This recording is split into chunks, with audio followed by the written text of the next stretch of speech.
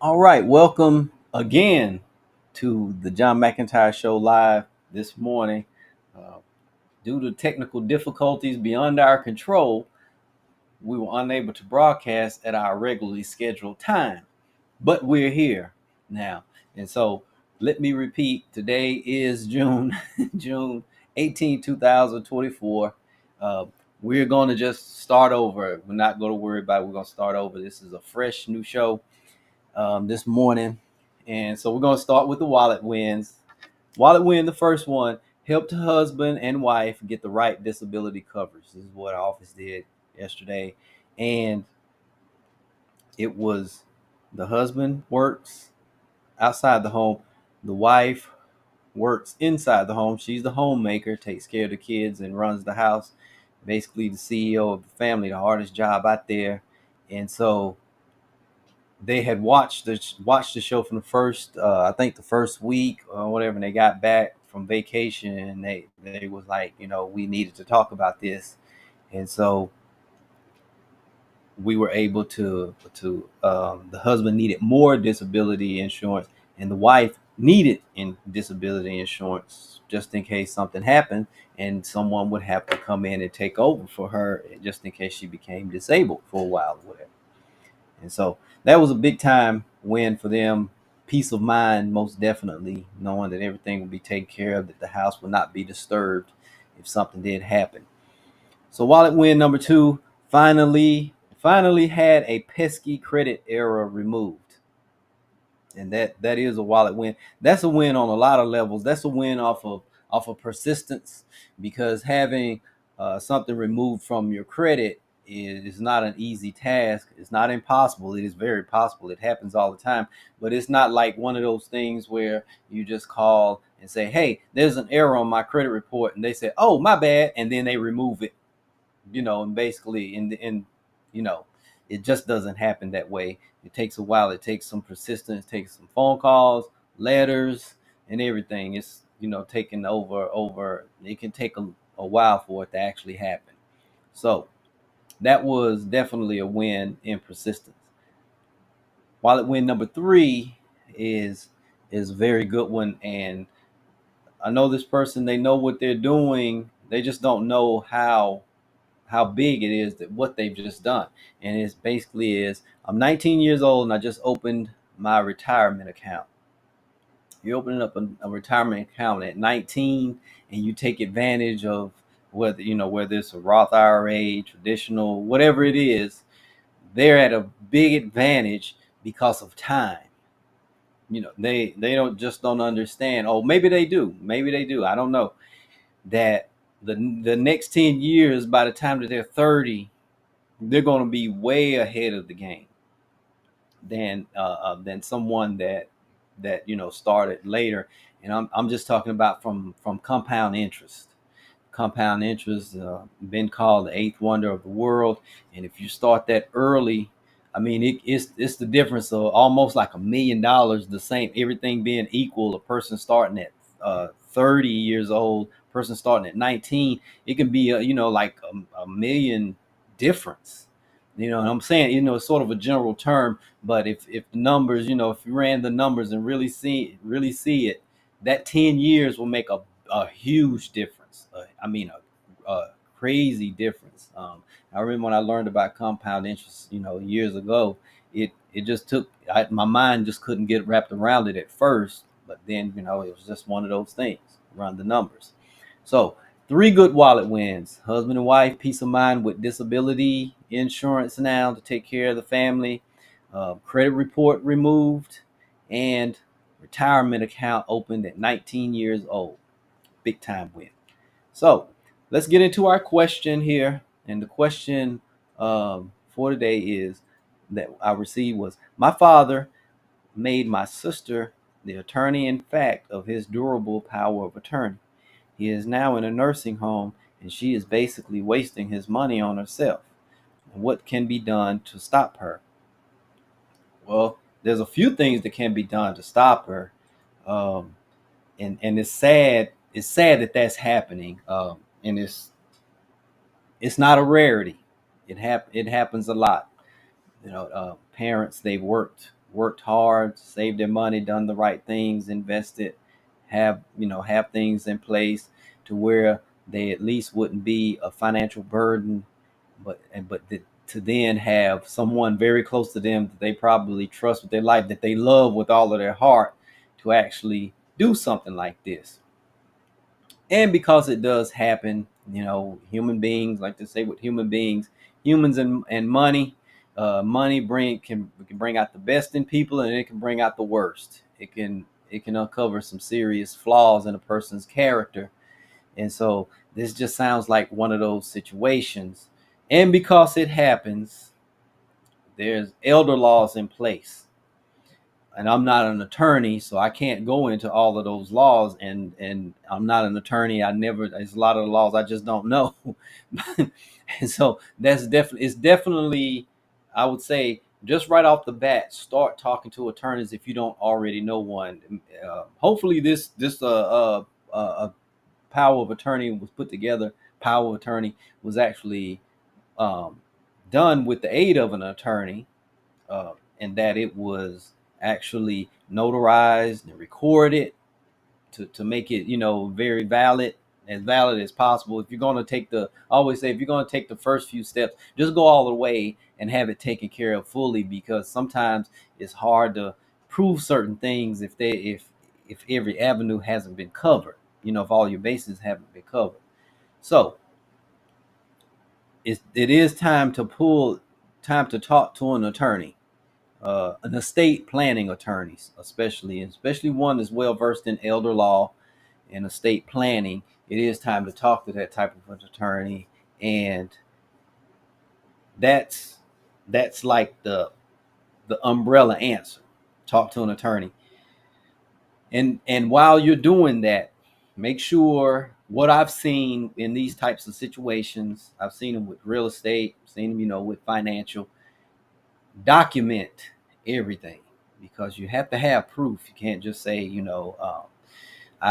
my sister's taking money. You have to have proof, because you can go into slander and things like that. So it has to be proven. So you have to document the abuse, and be as thorough as possible, because when these documents are drawn up, it can be as specific as possible, or sometimes they can even be sort of vague. That's what happens if people put them together and without the aid of an attorney, someone that can ask them questions. It can be very vague, which puts you into the land of things being hard to prove and stuff like that. Well, we don't know what rights they had, what they could do. But most of the time with a power of attorney, durable, whatever, the person just doesn't have free will over the money. They can't just spend at will. They've been made attorney of fact for a specific reason, to take care of the principal's financial situation, making sure that their bills are paid, things like that. And they have to do a lot of communicating with creditors, any banks, wherever accounts are, investment accounts, whatever companies, wherever all of these accounts are, it has to be communicated. And that power of attorney document has to be on file with each one of these places. And so they can't just do whatever they want to. Well, they can, because they do have power of attorney, but they're not supposed to. Let's put it that way. It's not legal for them to do that. It is called stealing money. You are stealing money. So I said that to say, make sure you document everything that's going on, because this situation, not knowing everything. Most of the time, what I've seen with these power of attorneys, when they have been drawn up, copies have been given, like I say, to all of the creditors, account holders, and everything, but also to family members. So maybe you have a copy, maybe you don't. I don't know. But in there, if you have a copy, which if a power of attorney is drawn up and there's a pretty good sized family, everyone should have a copy, just to know what's going on. Then you would be able. It would be much easier to prove, to say, hey, she doesn't have the wherewithal to buy a car. She pops up with a new car, And I hope she's not using dad's money. And because in this document, this power of attorney, she's not supposed to. She's not supposed to use any money, for personal use. It could be in there that she's paid a salary, because that happens a lot. Some people, especially the wealthier people, they have people, they pay them to take care of all of these affairs, because it is like a business arrangement. Pretty much is a business arrangement. And so that's why you want to document as you move forward. Next step, you can have it revoked. You can have the power of attorney revoked if dad or the principal is coherent, if they're competent, if they're able to make decisions.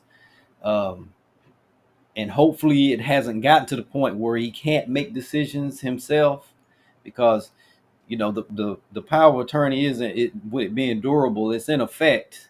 But if long as the person is still competent, can make decisions, they make their own decisions, because the doctor has to say, well, they're not competent, they can't make decisions, so everyone's opinion is different. So it has to be the doctor that says this person can no longer make decisions for themselves, or they go into a coma or something like that, something happens. So it can be revoked. um, if they have capacity, they can do it in writing. That's the best way to do it, in writing. You can't, this is all state. It all depends on what state you're in. Each state has their own rules and all that. So as I'm giving this answer, you can just see how messy this can be. It can get very messy.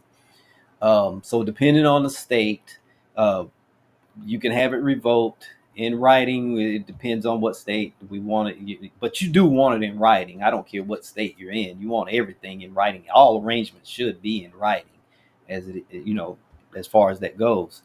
So you can have it revoked. That will definitely stop the abuse. Um, Try your best to protect the funds. It will be a good idea to communicate to everyone.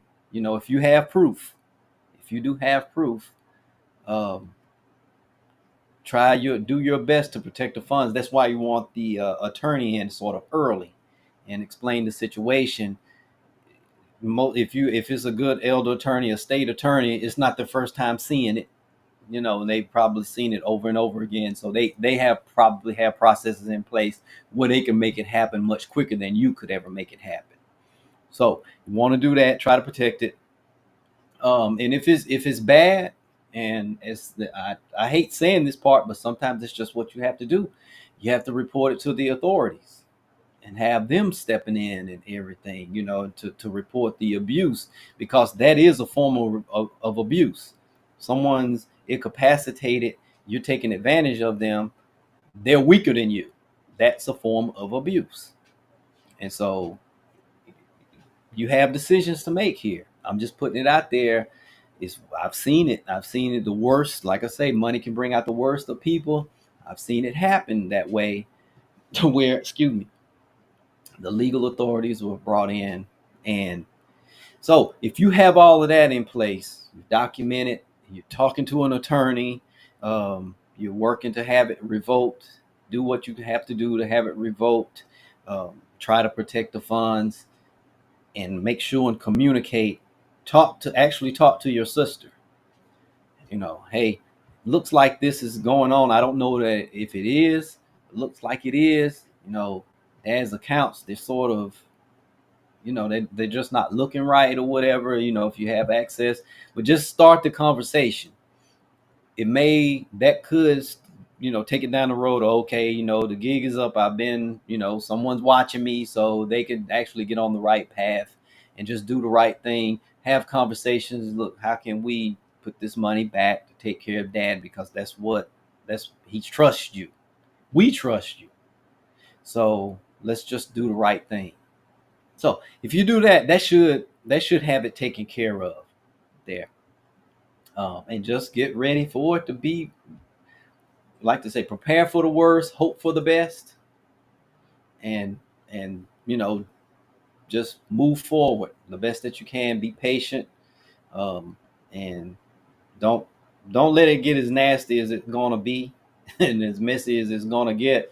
Don't contribute to it being messy. Keep a level head, and don't take it into the emotional side, because arguments start to happen, arguments and fights. You're in for a long drawn out thing, and keep dad in the middle of it. We're taking care of dad. The love of dad should be what's driving all decisions anyway. So on your side, so you're making the best decisions for dad, helping dad make the best decision. So that's my answer. Hopefully it helped. My question of the day rides off of that. Who would you trust to make decisions for you in case you can no longer make them for yourself? So if you couldn't make decisions for yourself, who would you trust to make decisions? This could be the trigger point for you to make sure your power of attorney documents are filed. Your medical power of attorney, your financial power of attorney, whatever you have going on, your wills, because that comes into play. If there's any estate documents in the play, might be time to update them, and look at all of this. And hopefully that question, who would you trust to make decisions for you in case you can no longer make them for yourself? Hopefully that question triggers some thoughts, and hopefully you will take some actions to make sure all of this is in place. So that's it for today. Finally made it to the end of the show. Finally got it started. Seemed like everything went very well. So before anything else happens, I'm going to end it there. If this caused you to have any questions or whatever, contact us. If it's time for that financial checkup, give us a call. Uh, Contact us. Have any questions? Let's share those wallet wins. And until tomorrow at the same time, this is John McEntyre signing off.